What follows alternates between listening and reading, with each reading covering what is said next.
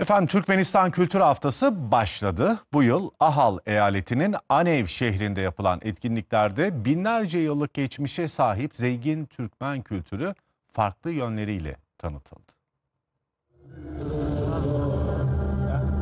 Anev şehri bu yıl 10.sü düzenlenen Türkmenistan Kültür Haftası etkinliklerine ev sahipliği yaptı. Açılış törenine ülkenin dört bir yanından gelen kültür sanat duayenleri de katıldı.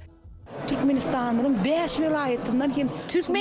5 eyaletinden sanatçılar burada bir araya geldik. Kültür ve sanat çalışanları gününü kutluyoruz. Uluslararası Barış ve Güven Yılı içinde dedelerimiz ve ninelerimizden bizlere kalan kültürel mirasımızı korumaktayız.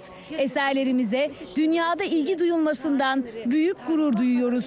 Açılışta Devlet Başkanı Serdar Berdimuhamedov'un mesajı okundu. Türkmen lider, festivalin ülkede yeni eserlerin ortaya çıkarılması açısından ilham kaynağı olduğunu söyledi. Devlet Başkanımızın liderliğinde düzenlediğimiz bugünkü bayram, biz sanatçıların en büyük bayramıdır. Her yıl bir eyalette yaptığımız bu etkinliklerde bugün dünyaca ünlü halılarımızı, sanatsal değeri yüksek heykelleri ve diğer portreleri sergiledik.